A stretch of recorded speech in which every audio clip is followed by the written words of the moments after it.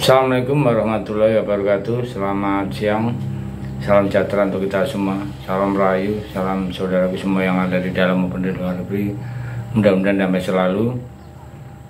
Terus yang bekerja mendapat rezeki yang berkah, yang sakit cepat sembuh. Terima kasih. Jadi kita masih membicarakan yang berhubungan dengan pilpresnya. Kali ini kita akan mengulas intervensi Pak Jokowi dalam pelaksanaan pemilu yang baru lalu. Sesungguhnya tidak ada yang lebih merasakan selain para hakim konstitusi itu sendiri. Bagaimana tidak, ya? Coba kita ingat-ingat lagi. Ayo, kita ingat-ingat, ya.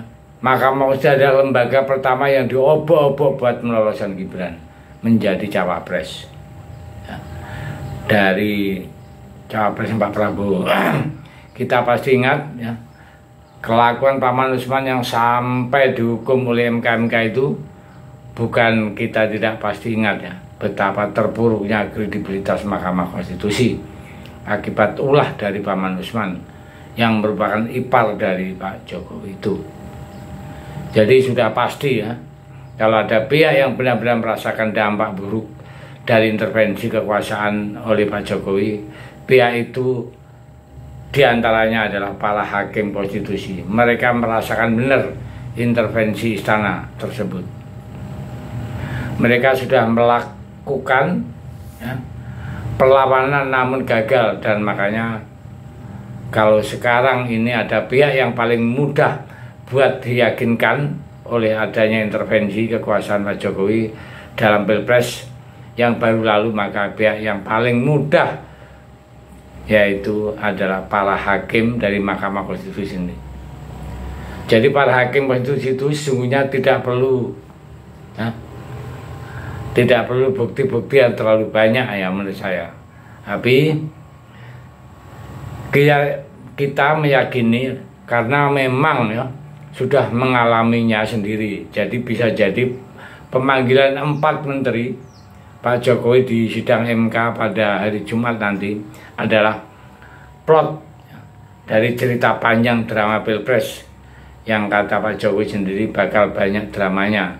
Itu Pak Jokowi yang di awal cerita sudah sangat lihai bisa mengakali keputusan MK. Sekarang ujung-ujungnya seperti ini. Nasibnya kini justru sangat tergantung kepada keputusan para hakim yang sudah diobok-oboknya dulu. Dan makanya drama Pilpres tahun 2004 ini jadi semakin menarik buat kita menonton. Jadi kita jadi semakin menegangkan muncul tokoh-tokoh baru yang selama ini tidak diperhitungkan. Dan makanya juga drama Pilpres tahun 2004 ini jadi semakin tidak terkendali, juga semakin sulit ditebak bagaimana akhir ceritanya. Sehingga para pelakon pun harus bertarung semakin mati-matian dan habis-habisan juga. Yang dipertaruhkan tampaknya terlalu besar, sehingga semuanya, ya, mungkin bakal mulai bertarung dengan semakin kasar, ya. Tapi kita harus ingat, kita benar-benar harus ingat, Pak Jokowi adalah politisi dan petarungnya gigih. Kita bisa yakin dia nggak bakal tinggal diam melihat hasil pilpres sekarang yang diobok-obok. Dan rancangan seperti ini bisa dicermati oleh Pak Jokowi, dan kita semua, ya, bakal melihat, ya, bagaimana kiprah hakim konstitusi di belakang layar, ya. Di luar pemberitaan pasti bakal terjadi lobby-lobby dan tekanan-tekanan yang semakin sengit. Bakal terjadi lobby-lobby, ya, para hakim konstitusi. Dan kali ini pertarungan babak kedua presiden lawan MK. Kita tahu Pak Manusman sudah nggak bisa membantu lagi, ya, karena dia tidak diikutkan di dalam sidang Mahkamah Konstitusi sekarang ini. Maka dari itu kita sebagai warga harus bisa menyapot hakim konstitusi. Ya.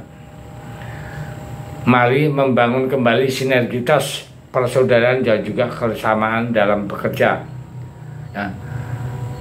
Ini tuntutan publik yang perlu disampaikan oleh hakim konstitusi. Jangan sampai ya, ada tekanan-tekanan sedikit langsung loyo, langsung menyerah.